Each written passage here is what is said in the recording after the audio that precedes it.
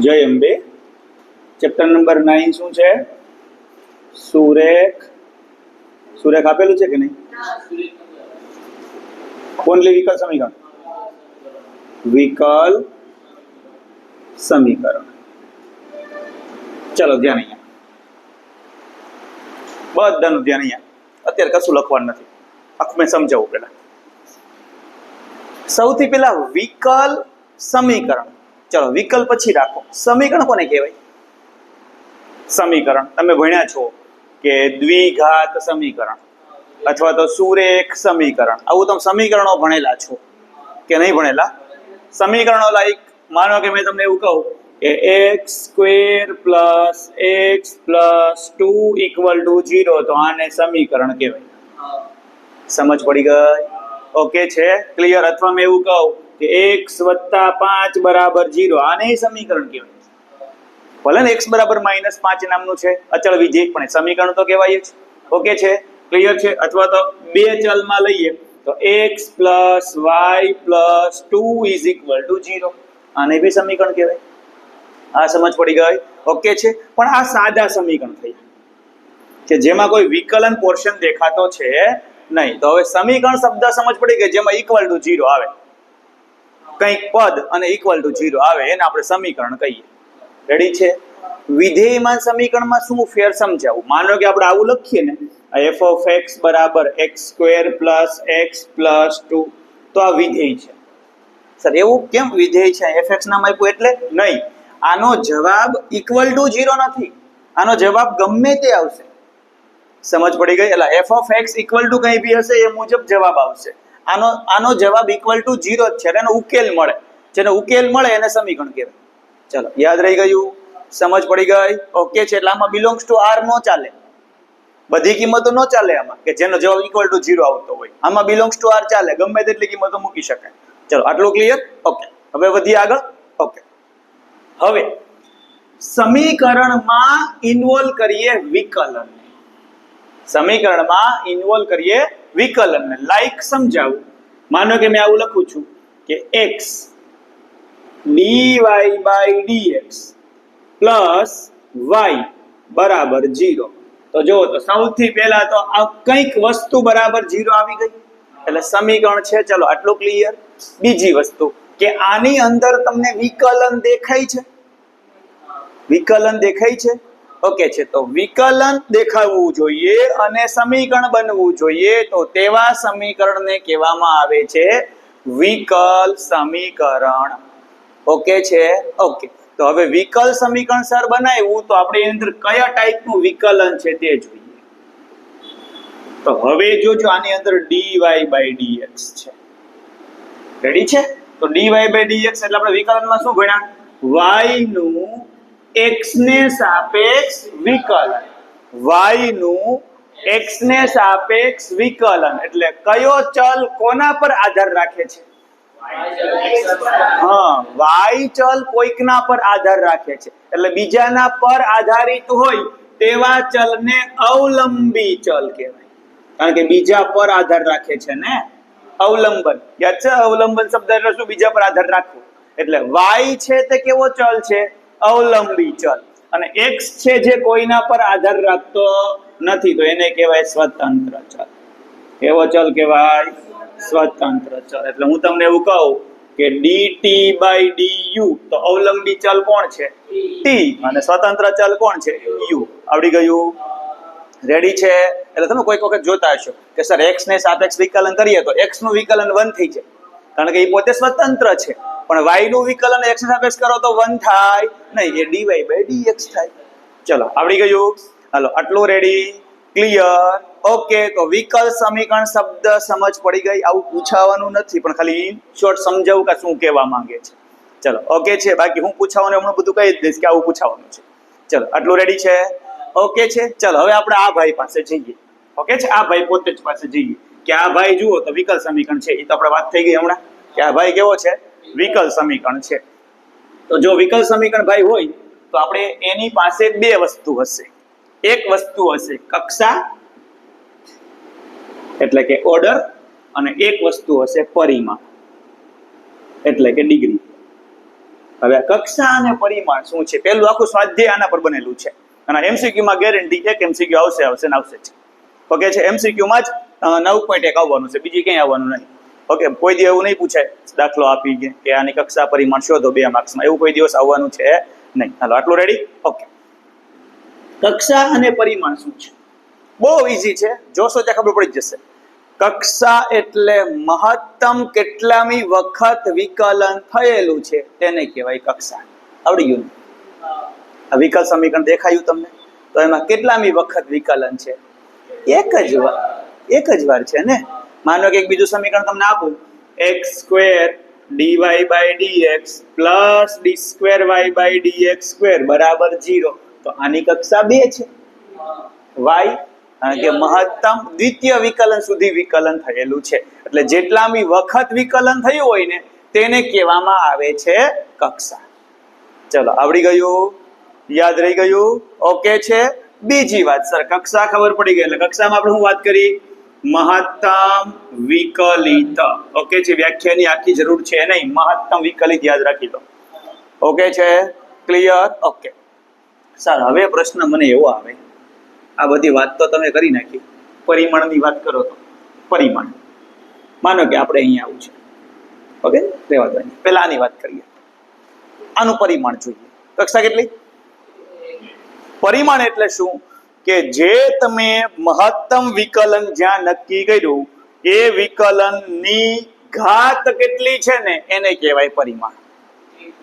મહત્તમ વિકલન તમે જ્યાં નક્કી કર્યું એ વિકલનની મહત્તમ એટલે મીન્સ કે વિકલનની કેટલી ઘાત છે તેને શું કહેવાય? પરિમાણ, એટલે કે ડિગ્રી. લાઈક આ dy/dx છે. કક્ષા તમે યાદ નક્કી કરી, કક્ષા કેટલી નક્કી કરી? હવે એની ઉપર ઘાત કેટલી છે? તો આમાં કક્ષા 1, પરિમાણ 1. આમાં કક્ષા 2, પરિમાણ 1.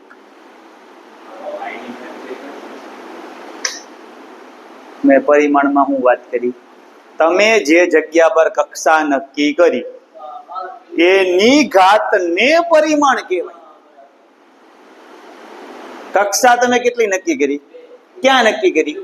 અહીંયા જ નક્કી કરી ને, તો એની ઘાતને પરિમાણ. તમે જો કક્ષા 1 કીધું હોત તો 2 પરિમાણ આવત, પણ કક્ષા 1 આમાં શા માટે ન કહી શકીએ? કારણ કે હજી એના કરતા વધુ વિકલન થયું છે વિકલ સમીકરણમાં. સમજ પડી ગઈ? ડન છે? ઓકે છે. એટલે આમાં કક્ષા કેટલી આવશે? 2, પણ પરિમાણ કેટલું આવશે? 1. હાલો, યાદ રહી ગયું? સમજ પડી ગઈ? ઓકે. ત્રીજો પોઈન્ટ સમજાઈ દો, સ્વાધ્યાય પૂરું થઈ ગયું. ઓકે, હવે છેલ્લો પોઈન્ટ. બીજું કોને કીધી કક્ષા? હે? મહત્તમ વિકલન હોય એને કીધું આપણે કક્ષા. હાલો, ઓકે છે? હાલો, ક્લિયર છે? ઓકે. કક્ષા કેટલી? 1.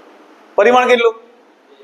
ન મળે સાહેબ, નવું લાવ્યા કંઈક હમણાં ભણાવ્યું એવું તો કઈ તમે કહેતા નહીં.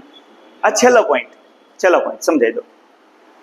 અહીંયા પેલા કક્ષા 1 એની મહત્તમ ઘાત 1. કક્ષા 1 વિનીત ધ્યાન રાખજો બેટા, રોકડો માર્ક્સ આમાં જ છે.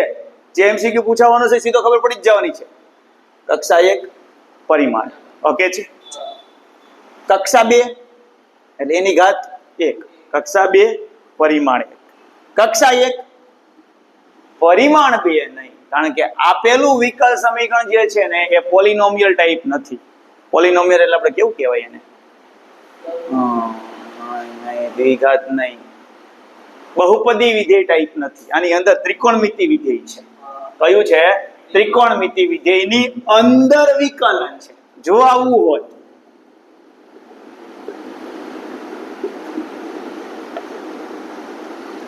તો કક્ષા 1 ને પરિમાણ 2. આની અંદર કક્ષા 1 પરિમાણ 2, પણ આની અંદર કક્ષા 1 પરિમાણ વ્યાખ્યાયિત નથી, એટલે કે પરિમાણ મેળવી શકાય નહીં. ઇન શોર્ટ યાદ રખાવું તમને, એક્સપોનેન્શિયલ ફંક્શન હોય, કા લોગેરિધમ ફંક્શન હોય, કા તો ત્રિકોણમિતિ ફંક્શન હોય બહુપદી સિવાયના, અને એની અંદર જો વિકલન ઘૂસી જાય ને તો પરિમાણ ન મળે. રહી ગયું યાદ? યાદ રહી ગયું?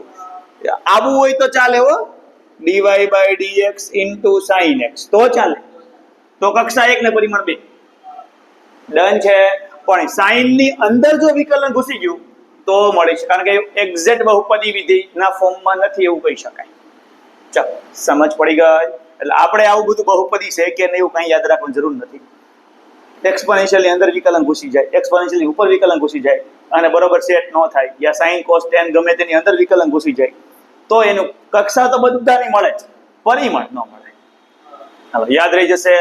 ઓકે છે, ક્લિયર? ઓકે.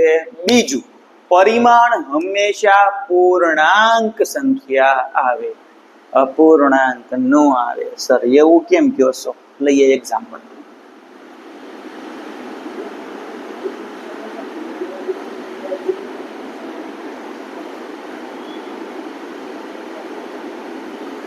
કક્ષા કેટલી?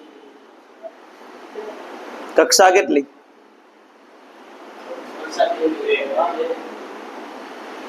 હા પડો, સાચું ને? ક્યાંથી કીધું બગડો? પરિમાણ કેટલું? અડધું. પણ શું વાત થઈ આપણે? પરિમાણ અપૂર્ણાંક આવે નહીં. યાદ રહી ગયું? પરિમાણ અપૂર્ણાંક આવે નહીં તો સર હું કરીશું? કાંઈ કરવાનું નહીં, પૂર્ણાંક બનાવવાનો પ્રયત્ન કરવાનો. જોઈએ હાલ. આને વનાફ કહેવાય કે નો કહેવાય? આ ઘનમૂળ છે એટલે 1/3 કહેવાય અને 1/3 કહેવાય ને સાહેબ. અપૂર્ણાંક આંકડો કાઢવો હોય તો લસા લો તો 2 અને 3 નો લસા લો તો 6. જો બે બાજુ 6 ઘાત કરી નાખો તો આંકડા ઉડી જાય. અહીંયા મૂક દઉં છગડો, અહીંયા મૂક દઉં છગડો. રેડી? બે બાજુ 6 ઘાત કરી શકાય ભાઈ, બે બાજુ સરખો પ્રોસેસ તો કરી શકાય. બે બાજુ વર્ગ કરી શકાય, બે બાજુ ઘન કરી શકાય, બે બાજુ 6 ઘાત કરી શકાય. 6 શું કામ કરી? લસા લેવા માટે. 2 અને 3 નો લસા લેવાનો. જો અહીંયા 2 અને 4 હોત તો 4 ઘાત કરો. 2 અને 4 નો લસા લા એલસીએમ. ઓકે છે, ચાલો ક્લિયર? તો ચાલો 6 ભાગ્યા 2 કરો તો 3 અને 6 ભાગ્યા 3 કરો તો 2. હવે જોઈ લો તો બધું પૂર્ણાંક થઈ ગયું. કક્ષા કેટલી?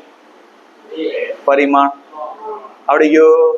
પરિમાણ આની જ ઘાત જોવાની હો, આની નહીં. અહીંયા માનો કે 4 હોય ને તોય 4 નહીં, એ તો 3 જ, ભલે આંકડો મોટો હોય. પરિમાણમાં શું વાત થઈ કે જ્યાં જગ્યા પરથી કક્ષા નક્કી કરો એની ઘાત જોવાની. એ આખી હોવી જોઈએ અને આખામાં ક્યાંય બહુપદી સિવાયનું વિકલન હોવું જોઈએ નહીં. લાઈક ત્રિકોણમિતિની અંદર વિકલન ઘૂસેલું હોવું જોઈએ નહીં. આવડી ગયું? પતી ગયું સ્વાધ્યાય. સ્વાધ્યાય પૂરું થઈ ગયું. આના સિવાયનું કાંઈ ન આવે, આ એટલું જ આવે. ઓકે છે, ચલો કરીએ સ્ટાર્ટ. તો કક્ષા પરિમાણનું કઈ લખવું છે? થોડુંક લખીએ પહેલા. ઓકે છે, કક્ષા પરિમાણ વિશે થોડુંક લખીએ. ચલો ભાઈ પોઝ કરી દે, બોર્ડ સાફ કરી નાખો પછી વિડીયો સ્ટાર્ટ કરી દે.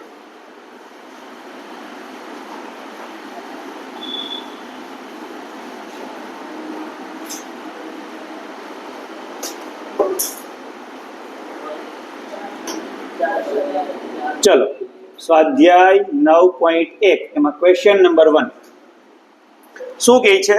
ડી સાથે રકમ જ લખજો. d⁴ y/dx⁴ plus sin y∭ બરાબર 0.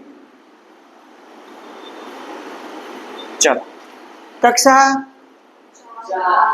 પરિમાણ, y, સાઈન ની અંદર વિકલન છે. આપેલું સમીકરણ પ્રોપર બહુપદી સ્વરૂપે કહી શકાય ન, એટલે લખી દો ડાયરેક્ટ સીધું જ. કક્ષા બરાબર 4 અને પરિમાણ બરાબર અવ્યાખ્યાયિત અથવા તો ઇન્ફિનિટી.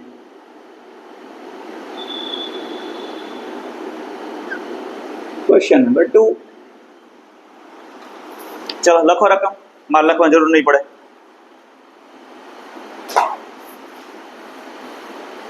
y' પ્લસ 5y બરાબર 0. યસ ને?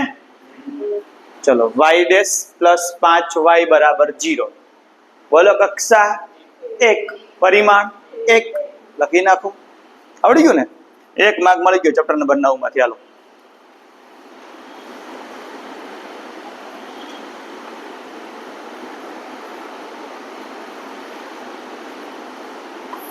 તો ચલો હવે હું એકે દાખલા ગણાવતો નથી અત્યારે, ખાલી જોઈ લો, તમારી રીતે પછી લખજો, અત્યારે આપણે ટાઈમ બગાડવો નથી.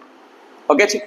ચાલો બધા ટેક્સ્ટ બુકમાં ધ્યાન રાખે, ડાયરેક્ટ પાકી નોટ પર લખવાનું છે, રફ નોટમાં આનું વર્ક કરવાનું નથી. ઓકે, કારણ કે બધું આવડી જ ગયું, પ્રેક્ટિસ જ ખાલી કરવાની, એમસીક્યુ જોઈને પ્રેક્ટિસ કરવાની.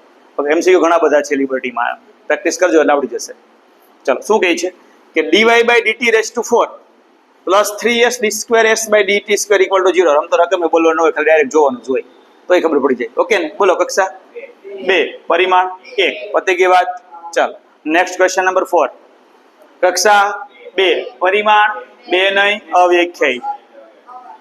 ઓકે છે, ડાયુથી 2 નહીં કરી નાખવાનું, બાજુમાં જોવાનું, કારણ કે કોષની અંદર વિકલન છે એટલે બહુપદી સ્વરૂપ કહી શકાય નહીં.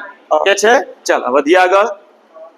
5મો કક્ષા 2 પરિમાણ 1. આ વખતે તું ન બોલ્યો કે હવે એક જ બોલવું હતું. નહીં, cos 3x sin 3x proper છે, અંદર વિકલન નથી. સમજાઈ ગયું ને? ઓકે છે, ચલો રેડી છે. ચલો ક્વેશ્ચન નંબર 6 કક્ષા 3 પરિમાણ યાદ રહી ગયું ને? પરિમાણ 3 4 5 નો કરી નાખતા, આપણે તો ક્યાં જોવાનું? ખાલી જ્યાં વિકલન કર્યું હોય એની જ ઘાત જોવાની. ચલો 7મો દાખલો કક્ષા 3. વિનીત સમજાય છે બેટા? પરિમાણ કેટલું બોલતો ક્વેશ્ચન નંબર 7માં? 1. શા માટે? y ટ્રિપલ ડેશ ની ઘાત કેટલી હોય? 1. ચાલો 8મો દાખલો કક્ષા 1 પરિમાણ 1. સર e⁻x તો છે પણ વિકલન નથી. સમજાયું ને? ચાલો 9મો કક્ષા 2 પરિમાણ 1. 10મો કક્ષા 2 પરિમાણ 1 હો ગયા. 11મો શું પૂછ્યું છે? ખાલી પરિમાણ, પરિમાણ અવ્યાખ્યાયિત. 0 નહીં, 0 માં ફેર, 0 માં તો દેખાય ઉપર ઘાત 0 છે, આ અવ્યાખ્યાયિત. ઓકે ચલો 12મો કક્ષા 2 પતી ગયું ને? આવું જ આવે, બીજું કઈ ન આવે. આમાંથી બેઠો એમસીક્યુ ક્યારેક આવી જાય. ઓકે છે, ચાલો હવે આપણે નવી વાત કરીએ. ચાલો નવો ટોપિક. કેવો એક સ્વાધ્યાય પતી ગયું? ઓકે છે, તો આ ચેપ્ટર ને બહુ પૂરા થતા બહુ વાર લાગશે. દિવાળી આવી જશે, આ ચેપ્ટર પૂરું થતા દિવાળી આવી જશે. તમને એવું લાગે કે સર જલ્દી પતે છે, પણ હવે જ બધો ખેલ ચાલુ થાય છે. ઓકે, હેલું હેલું બધું પતી ગયું. સારું લાગે ને વિદ્યાર્થીઓને ભણાવવામાં મજા આવે એટલા માટે, બીજું કઈ નહીં. હજી બીજું સ્વાધ્યાય બી સારું જ છે, મજા આવશે. ઓકે છે, બીજા સ્વાધ્યાય 5 સ્વાધ્યાય છે અને પછી એક 6. બીજા સ્વાધ્યાયમાંથી પૂછાવાનો બહુ ઓછો ચાન્સ છે, બહુ ઓછો ચાન્સ છે. રેર કેસમાં ક્યારેક દાખલો પૂછાય, બાકી સ્વાધ્યાય નંબર 2 માંથી દાખલાઓ પૂછતા નથી. ક્યારેક એમસીક્યુ માં પૂછવું હોય તો પૂછે. ઓકે છે, ચલો ધ્યાન અહીંયા કઈ સ્ટાર્ટ કર્યું. ચલો ઓકે ચલો. હવે વિકલ સમીકરણ 2 પ્રકારના હોય, એના ઉકેલ. વિકલ સમીકરણ 2 પ્રકારના હોય. એક વિશિષ્ટ અને એક વ્યાપક. લાઈક તમે એક એવું મીન્સ કે ભણ્યા હશો કે તમને એવું પૂછે કે સુરેખ સમીકરણનું વ્યાપક સૂત્ર બોલો, આવું તમે ભણ્યા એટલે તમે શું કહેતા? એ x ગોખેલું જ હોય, એ x + by + c = 0. અથવા હું તમને એવું કહું સુરેખ સમીકરણ કોઈ એક બોલો, કોઈ સુરેખ સમીકરણ બોલો, તો આવું ન બોલો તમે, તો ગમે મજા આવે એવું બોલો. લાઈક 2x પ્લસ માનો કે 4y પ્લસ માનો કે 2 અથવા તો 3 કે 4 ગમે તે = 0. ડન છે. દ્વિઘાત સમીકરણનું વ્યાપક સૂત્ર બોલો, આવું ભણ્યા? લાઈક ax² + bx + c જ્યાં a does not equal 0 ને abc belongs to r ને આવું બધું ગોખતા. અને આનું દ્વિઘાત સમીકરણ પૂછે તો આનો કે 3x² + x - 5 = 0 આવતી. બસ અહીંયા કેટલા શબ્દો છે? 2. તો જો બે વસ્તુ છે જો. હવે કહું વ્યાપક. વ્યાપક એટલે અચળાંકો વાળું કોઈ પણ વસ્તુ હોઈ શકે, કે જે અંદર સ્ફેર અચળાંક નામની કોઈ વસ્તુ જીવતી હોય. સ્ફેર અચળાંક આપણે ભણ્યા સંકલનમાં +c, યાદ છે છેલ્લે મૂકતા, પણ એ +c ફિક્સ નહોતો. પહેલા ક્યારેક c1 આવે ને પછી પાછો c2 આવે ને પાછું ઓટોમેટિક પાછું c બની જાય. એની અંદર જે કંઈ બી હોય બધું અચળાંક જતું રહે. ઓકે છે, એટલે કંઈક અચળાંકોની કિંમત જનરેટ થતી હોય, કંઈ ભી ફિક્સ કિંમત નહીં, ગમે તે કિંમત, તો એને કહેવાય વ્યાપક. સોરી, એને કહેવાય વ્યાપક. પણ વિશિષ્ટ એટલે ફિક્સ જ હોય. આ જો ફિક્સ છે 2x + 4y - 3 હવે એનું સ્થાન ફેરવી ન શકે, બગડો એ બગડો જ રહી, બગડો કોઈ દી 5 નો બને, અહીંયા a ની કિંમત 5 6 7 ગમે તે બને. સમજ પડી ગઈ? ડન છે, ક્લિયર. અહીંયા હું એની જગ્યાએ 2 મૂકું, 3 મૂકું, 4 મૂકું, 5 મૂકું, અલગ અલગ સમીકરણ બનતા જ છે. પણ આમાં માનો કે એક વખત 2 એટલે વિશિષ્ટ વસ્તુ ત્યાં આવી ગઈ એટલે પછી હવે વ્યાપક બની શકે નહીં. યાદ રહી ગયું? તો વિશિષ્ટ ઉકેલમાં અચળાંકોની હાજરી હોય કે ગેરહાજરી?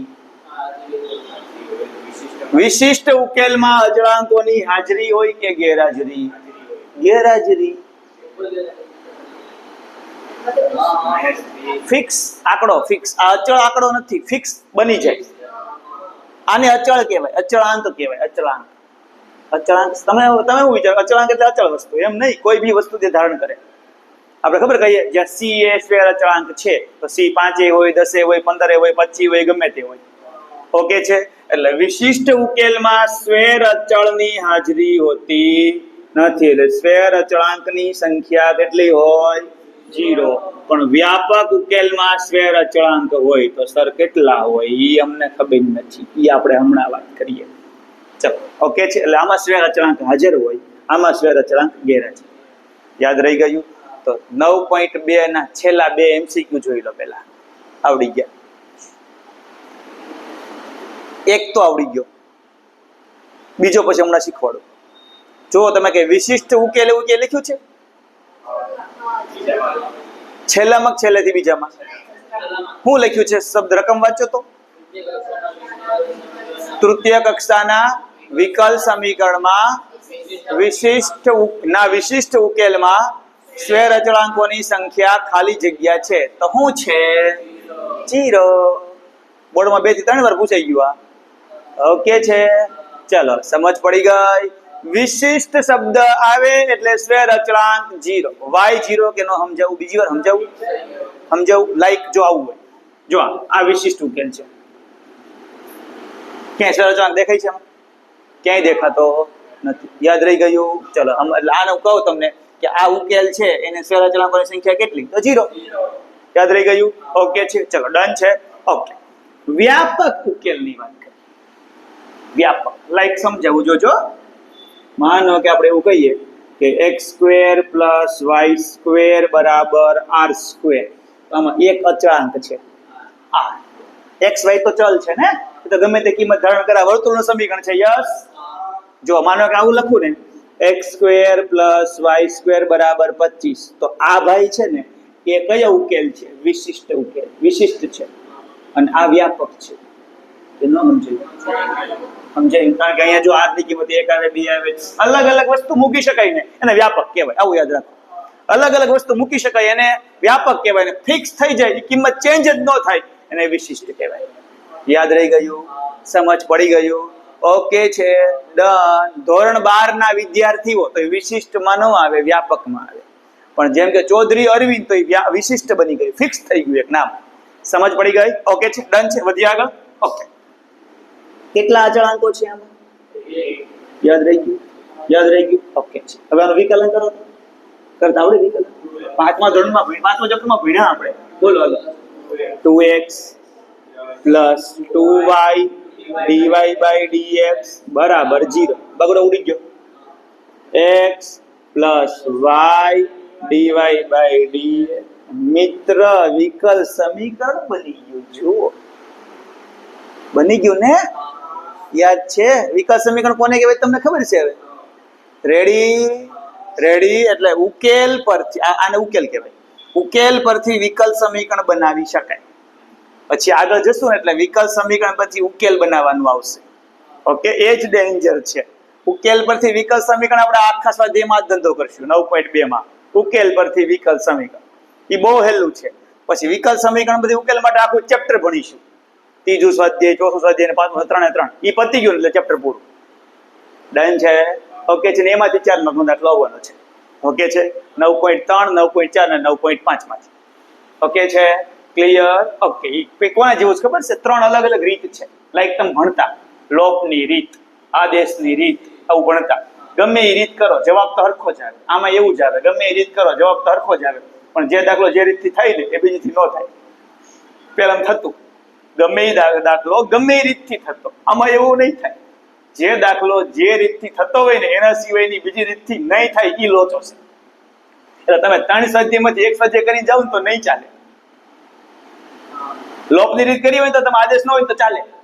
કદાચ પૂછે ઉકેલ શોધો તો કરી નાખો તમે લોપ, નામ ન આપે તો સમજાય છે. પણ આમાં ઉકેલ શોધો કે ને, માનો કે તમે એક પહેલી રીત કરી છે, બીજી ત્રીજી નથી કરી, પણ બીજી ત્રીજી માંથી જ એક રીતથી થતો હશે તો પેલી રીતથી નહીં થતો હોય, એટલે તેને 3 રીત કરવાની છે. આમાં ઉપર ટાઇટલ નહીં આપે કે લોપની રીતથી ઉકેલ શોધો, એવું ટાઇટલ નહીં આપે. રેર કેસમાં જ કોઈક વર્ષ આવ્યું છે, બાકી ટાઇટલ કોઈ દી આપતા નથી. ડાયરેક્ટ એવું જ કે વિકલ સમીકરણનો ઉકેલ શોધો, એટલે 3 માંથી 1 રીત કરવાની. હવે પ્રોબ્લેમ ઈ છે, હું કામ નક્કી કરવાની કઈ રીત થાય છે. 3 માંથી 1 એટલે કોઈક દાખલા જેવા હશે જે 2 રીતથી થતા હોય, બાકીના દાખલાઓ તો પર્ટિક્યુલર 1 રીતથી જ થતા હોય. પણ એની પાસે બ્રહ્માસ્ત્ર આપણી પાસે છે. ઓકે, છેલ્લે હું તમને કહીશ કે આ દાખલો આવી રીતે કરો એટલે આ રીત જ આવે. એ છેલ્લે બધું ગોખાઈ જશે. અત્યારે ભલે અઘરું લાગે, છેલ્લે દાખલો જોવો ત્યારે નક્કી કરી નાખશો આમાં તો આ જ રીત આવે. ઓકે છે, એ બધું છેલ્લે છે આપણી પાસે. ઓકે, પણ થોડું ભણીએ પછી કાંઈક મજા આવે ને. ચલો, આટલું રેડી? ઓકે, વિકલ સમીકરણ બની ગયું. ડન છે, ડન છે, ડન છે. સાહેબ હજી આનું વિકલન કરી તો હજી વિકલન તો થાય જ. કરો હાલો. x નું સોરી 1 y એમ ન d2y/dx dy/dx એમ ન y નો dy/dx બરાબર 0. એટલે આ શું બન્યું? 1 + y d2y/dx² + dy/dx નો સ્ક્વેર. સર આ વિકલ સમીકરણ છે, આ વિકલ સમીકરણ છે. કરવું હું, અમે તો લોચે લાગી ગયા. હજી વિકલન કરો તો હજી વિકલ સમીકરણ બનશે, બન્યા જ કરશે. વિકલ સમીકરણ તો આવ્યા જ કરવાનું છે કે નહીં? તમને એવું પૂછે કે આપેલા આ જે ઉકેલ આપ્યો છે, આ ઉકેલ પરથી તમે એની કક્ષા પરિમાણ નક્કી કરો, તો લોચે લાગી જાવ. શું કામ? સાહેબ અહીંયા ઉભા રહ્યા ને તો કક્ષા 1 છે ને પરિમાણ 1 છે. સર આગળ ગયા ને તો કક્ષા 2 છે ને પરિમાણ 1 છે. હજી આગળ જાવ તો કક્ષા 3 થઈ જાય, પરિમાણ પછી જોવું પડે જે આવે તે. તો એ બધું ભૂલી જવાનું છે, કાંઈ નહીં. હાલો બ્રહ્માસ્ત્ર ત્યાં નહીં. આમાં પેલા અચળાંકો કેટલા શોધી લેવાના? જેટલા અચળાંકો ને એનાથી વધારે વખત વિકલન એનું ન થાય. એટલે અચળાંકો બરાબર કક્ષા, વાર્તા પૂરી. વિકલન તો આપણે કક્ષાને જ કહીએ છીએ ને, યાદ રહી ગયું. પછી એટલી વાર જ વિકલન કરવાનું, પછી વિકલન થઈ ગયું પછી પરિમાણ જોઈ લેવાનું. પરિમાણ સીધું નક્કી નહીં થાય. પરિમાણ તો વિકલ સમીકરણ સામું હોય તો જ નક્કી થાય. આના પરથી પરિમાણ નક્કી ન થાય, વિકલન કરવું પડે પછી પરિમાણ નક્કી થાય. યાદ રહી ગયું? માનો કે હું આવું પૂછું તમને, x² / a² y² / b² = 25. વ્યાપક છે, વ્યાપક છે ને, ઉકેલ જ છે ને. One type of. આ વર્તુળનો છે તો આ ઉપવલયનો છે, તો આનું મેક્સિમમ 2 વાર વિકલન કરવું પડે. સાહેબ હું કેમ 2 વાર? કારણ કે 2 અચળાંકો છે, આને સ્વેર અચળાંક કહેવાય. શું કહેવાય? સ્વેર અચળાંક. આમાં સ્વેર અચળાંક કેટલા છે?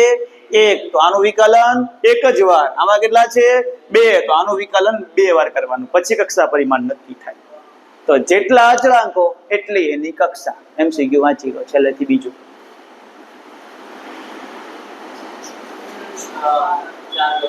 આવડી ગયું? આવડી ગયું? શું કીધું? વિકલ સમીકરણના વ્યાપક ઉકેલમાં સ્વેર અચળાંકોની સંખ્યા. પણ એ કેટલામું વિકલ સમીકરણ છે? ચતુર્થ. એટલે 4 વખત વિકલન થયું છે, તો એના સ્વેર અચળાંકો કેટલા હોઈ શકે? 4. આવડી ગયું? આવડી ગયું? પણ વિશિષ્ટ શબ્દ ત્યાં આપી દે તો 0. પછી ભલે ગમે એટલી વાર વિકલન કરો, જવાબ શું આવે? 0. યાદ રહી ગયું? સમજ પડી ગઈ? ડન છે. વધીએ આગળ, વધીએ આગળ. ઓકે, તો હવે તમારી પાસે સ્વાધ્યાયમાં શું હશે? ધ્યાન નહીં.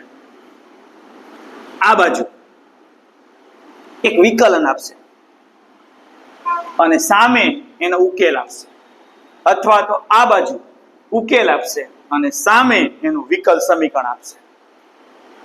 આખું સ્વાધ્યાય જોઈ લો. રેડી? એક ઉકેલ છે પેલા, એટલે એમાં કઈક અચળાંકો બચળાંકો બધું હોય, કઈક હશે, ક્યાંક હોય ને ક્યાંક ન હોય, નક્કી ન હોય તો હોય, ન હોય તો ન હોય. સામે એનો ઉકેલ હશે, સોરી સામે એનું વિકલ સમીકરણ છે. જુઓ, વિકલ સમીકરણ કોને કહેવાય તો આપણને ખબર છે. રેડી છે? 9.2 માં શું આવ્યું છે? એક ઉકેલ અને સામે એક વિકલ સમીકરણ. હવે ટાઇટલ વાંચો. પેલા 10 પ્રશ્નો છે તેમાં અનુરૂપ એટલે જે વિકલ્પ સમીકરણ જે આપ્યું સામે આપેલું છે તેનો ઉકેલ છે કે નહીં, એટલે આપેલા ઉકેલને અનુરૂપ વિકલ્પ સમીકરણ બને છે કે નહીં એ આપણે કહેવાનું છે. સર એટલે શું સમજાવું? માનો કે મેં તમને આવો ઉકેલ આપ્યો, રેડી, અને સામે મેં તમને આવો ઓપ્શન આપ્યો સામે, તો તમે આનું વિકલન કરવા ગયા, તમને ખબર તો પડી જ ગઈ છે વિકલન કેટલી વખત કરવાનું છે, કેટલી વાર કરવાનું છે, એના અચળાંક જેટલું કરવાનું. સમજ પડી ગઈ? સમજ પડી ગઈ. એના અચળાંક જેટલું જ કરવાનું. પછી વધારે વખત વિકલન કરવાનું થાય તો કરવાનું, પણ સામે જો દ્વિતીય આપ્યું હોય તો, નહીતર નહીં. નહીતર પ્રથમ જ સામે વિકલન આપ્યું છે તો પ્રથમે ઉભું રહી જવાનું, તો દ્વિતીય કરવા જવાનું નહીં. કદાચ એવું બની શકે, કદાચ એવું બની શકે આનો ઉકેલ આ નો આપે ને સીધો આ આપે, તો તમને સામે ખબર તો પડી જ હોય ને કે દ્વિતીય સુધી જવાની વાત કરે છે. સમજાય છે? તો દ્વિતીય સુધી જવાનું, બાકી દ્વિતીય સુધી જવાનું નથી. સામે કેટલી વખત વિકલન છે ત્યાં સુધી જ જવાનું, એનાથી વધારે વખત જવાનું નહીં. તો ચલો આપણે આનું વિકલન કરવા ગયા અને ઓપ્શન આવો છે સામે, તો કહી શકવાનું કે આપેલું વિકલ્પ સમીકરણનો ઉકેલ આ છે, અથવા આપેલા ઉકેલનું વિકલ્પ સમીકરણ આ છે. પણ જો અહીંયા બગડો આપી દે તો નથી, નથી જ ને. બગડો છે તો અમુક તમે જવાબ લાવ્યા તો એમાં થોડો બગડો આવ્યો તો આ ભાઈ આનો ઉકેલ નથી. જો બગડાના બદલે પ્લસના બદલે માઇનસ આપી દે તોય નથી. સેમ ટુ સેમ જ જોઈએ, એક્ઝેક્ટ જ કોપી જોઈએ, ચેન્જીસ પ્લસ માઇનસ નો નો ચાલે. આવડી ગયું? એટલે કરવાનું શું સર? ઉકેલ જોવાનો, ઉકેલને જોવાનો, પછી એને પૂછવાનું કેટલી વખત વિકલન તારું થઈ શકે એમ છે. જેટલા સ્વેર અચળાંક હોય એટલી વખત ટ્રાય કરવાની છે, એનાથી વધારે ટ્રાય કરવાની છે નહીં. અને પછી સામે જોશો રેડીમેડ આંકડો આવી જશે, અને બધા આંકડા રેડીમેડ આવે જ છે સામે. ફોર એક્ઝામ્પલ પેલો દાખલો લઈએ, જોવો તો કહો તમને. 9.2 ક્વેશ્ચન નંબર 1. બોલતો ભાઈ. y is equal to e raised to x plus છે +1. ઓકે છે. પછી સામેની સાઈડ આપ્યું છે એ વિકલ્પ સમીકરણ આપ્યું છે. ઓકે છે. એટલે વિકલ્પ સમીકરણ જોવો તો એક જ વખત વિકલન છે, બે વાર છે, ત્રણ વાર છે? કેટલી વખત મેક્સિમમ વિકલન છે? બે વખત છે. એટલે બે વાર જવું પડશે, કારણ કે જો વ્યાપક જેવું છે, સોરી વિશિષ્ટ જેવું છે, એક્ઝેક્ટ આમાં અચળાંકો ક્યાંય દેખાતા નથી. એટલે આપણે તો સામેની સાઈડ જ્યાં સુધી વિકલન છે ત્યાં સુધી વિકલન કરવાનું. રેડી? ચાલો કરીએ વિકલન. પહેલું ડેશમાં છે કે ડીવાયમાં છે? તો y ડેશ, y ડેશ બરાબર e રેઝ ટુ x થાય. તો હજી આપણે આ માનો કે જવાબ આવી ગયો તો સામે જોવાનું જવાબ છે તો હજુ નથી, અને એ શું કહે છે y ડબલ ડેશ સુધી જાઓ. અરવિંદ y ડબલ ડેશ છે તો જવાનું, બાકી આવું ન હોય ને એમાં y ડેશ જ હોય તો ઊભું રહી જવાનું. મેચ થાય તો હા, મેચ ન થાય તો ના. પતી ગઈ વાત. ચાલો વધીએ પાછા આગળ. ઓકે ચાલો વિકલન કરીએ પાછું. તો ચલો y double dash e raise to x. Sir હવે તો આગળ જવાય એમ જ નથી, કારણ કે સામે લિમિટ આવી ગઈ. તોય આવો જવાબ નથી, જોઈ લો. આવો જવાબ છે જવાબ ન જોઈ, આવો જવાબ છે નહીં. તો હવે ગમે એમ કરીને ત્રણ ભાઈઓમાંથી મારી મચડીને ભેગું કરવાનું. ત્રણ ભાઈઓ આપણી ભાઈ છે, એકની કિંમત બીજા મૂકો, બીજાની કિંમત બીજા મૂકો, ગમે એની કિંમત ગમે એમાં મૂકી શકો. તો હવે આપણે શું કરીએ sir? e raise to x ની કિંમત અહીંયાથી મુકાય છે, અહીંયાથી નહીં મુકાય છે. એટલે આપણે આવું પ્રયત્ન કરી શકાય કે y ડબલ ડેશ બરાબર અહીંયા y ડેશ આવી શકે. એક જવાબ કદાચ આ હોય. સર એવો જવાબ નથી તો બીજો પ્રયત્ન કરીએ કે આ e રેઝ ટુ x ની કિંમત અહીંથી મૂકો તો y માઇનસ 1 મુકાય. તો y ડબલ ડેશ બરાબર y માઇનસ 1. હવે આ બે માંથી એકને તો આવું જ પડે, સામે સાઈડ જાય, બીજું કઈ નથી. આ છે ને? સમજ પડી? સમજ પડી? માનો કે આ ના હોય તો આ બી હોય, કારણ કે એમાં e રેઝ ટુ x તો કરતા બંને છે. ડન છે?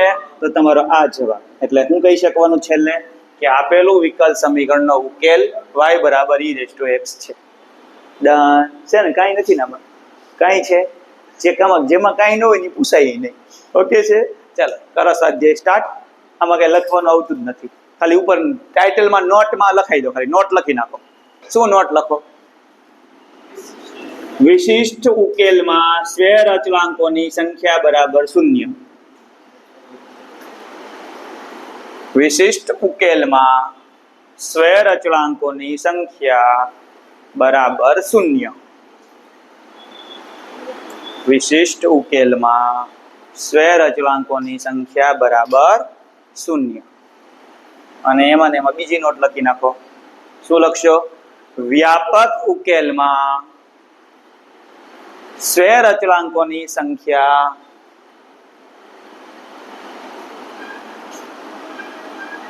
મહત્તમ તેની કક્ષા જેટલી હોય છે. મહત્તમ તેની કક્ષા જેટલી હોય છે.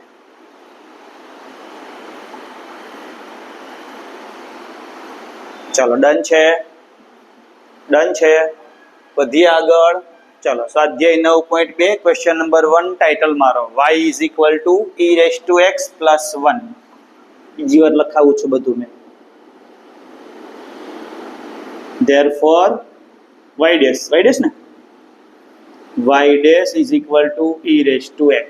હવે e રેઝ ટુ x ની કિંમત આપણે અહીંયા જ મૂકી દઈએ ઉપરથી. therefore y ડેશ બરાબર y માઇનસ 1. આ સમજ પડી? અને હવે વિકલન કરો, જોબ રેડી થઈ ગયો. y ડબલ ડેશ બરાબર y ડેશ,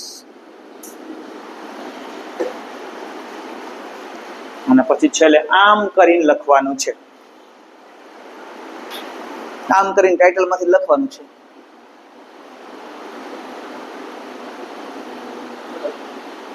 આ કેવું સ્વાધ્યાય ખુલ્યું છે? હા,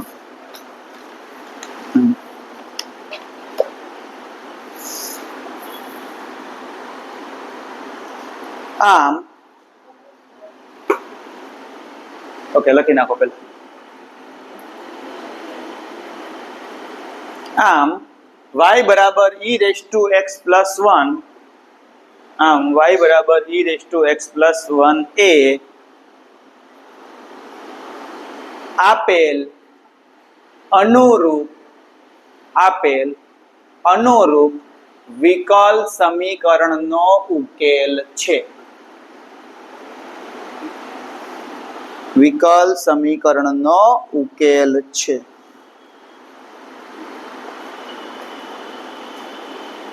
ચાલો તો બધા એવા હોમવર્કમાં આવે, એમાં હોય હું બીજું. ઓકે ચાલો ક્વેશ્ચન નંબર 2 ડેમો પીસ પાછો ગણો. હાલો y બરાબર x square plus 2x plus c. y બરાબર x square plus 2x plus c. પેલું આવતીકાલની એક્ઝામ માટે પેલું સેટ કરી દીધું છે એક્ઝામ લેવલ. હા, શું ટાઈમિંગ રાખ્યો છે કાલની એક્ઝામનો? 5 થી 6 ની અંદર ગમે ત્યારે તમે અંદર જઈ શકો. 5 થી 6 માં ગમે ત્યારે અંદર જઈ શકો. એવું નથી કે તો 5 વાગે. સમજ પડી કે નહીં? 5 થી 6 એમાં ટાઈમિંગ બી તમને દેખાડશે. અત્યારે જો જોશો ને તમને દેખાડશે આખું એનું પોપઅપ મેનુમાં. એક્ઝામ પર ક્લિક કરશો ને ત્યારે બધું દેખાડશે. એમાં એક્ઝામ આખી બનેલી બતાવતી હશે. એટલે 5 થી 6 માં જ્યારે બી જશો આવતીકાલે રવિવાર છે ને, એટલે એમાં તમને નીચે સ્ટાર્ટ બટન એવું દેખાડશે. એમાં સ્ટાર્ટ પર ક્લિક કરશો ને, જ્યારે સ્ટાર્ટ પર ક્લિક કરવાનું ચાલુ કર્યું ને ત્યારથી એમાં મિનિટો બી લખેલી છે કે કેટલી મિનિટ તમને આપવામાં આવેલી છે. એટલે એમાં મેં તમને 90 મિનિટ આપેલી છે. 50 MCQ ની સામે કેટલી મિનિટ આપી છે? 90 મિનિટ આપેલી છે. કારણ કે થોડુંક લેવલ બી હોય ને એટલે. ઓકે છે, એટલે થોડીક વધારે આપી છે. કારણ કે હાવ MCQ લેવલ બહુ લો લેવલ નથી. ઓકે છે, મજા આવે. લો લેવલ હોય તો મજા આવશે, જે હોય તે. મને કેમેસ્ટ્રી બહુ વધારે ખબર ન પડે, પણ જે ક્યાં પહોંચ્યા. હા, તો માનો કે તમે 5 ને 30 એન્ટર થયા સાંજે, તો તમારે 5 ને 30 માં 90 મિનિટ એડ કરી દેવાની. 5 ને 59 એડ થયા તો એમાં 90 એડ કરી દેવાની. 5 ને 59 પછી 6 વાગ્યા પછી એડ થવાશે જ નહીં. કારણ કે અમે એક કલાક એન્ટર થવાની રાખેલી છે. પછી અડધી કલાક કરી નાખીશ.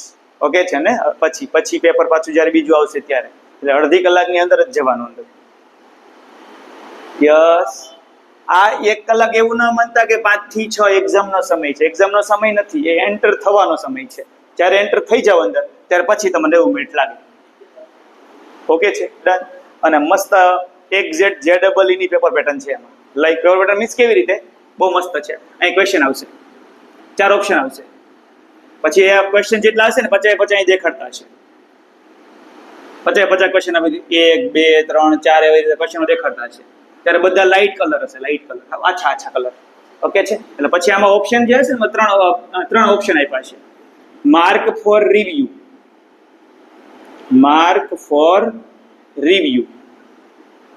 પછી એક ઓપ્શન આ પર્પલ કલર જેવો છે. માર્ક ફોર રિવ્યુ છે ને પર્પલ કલર જેવો છે. એટલે માનો કે તમે એવું વિચારો કે મને સર ખબર નથી આમાં કયો ઓપ્શન જવાબ આવે છે, અને કે બી ટીક કરી નાખ્યો, સર કદાચ બી આવે એવું લાગે છે, બી ટીક કરી નાખ્યો પછી માર્ક ફોર રિવ્યુ કરી નાખ્યો, એટલે હજુ કન્ફ્યુઝન છે તમારે બી આવે છે કે નહીં ખબર નથી, અને પછી સેવ એન્ડ નેક્સ્ટ કરી નાખ્યો, તો મીન્સ કે આગળ જતા રહ્યા માર્ક ફોર રિવ્યુ કરીને.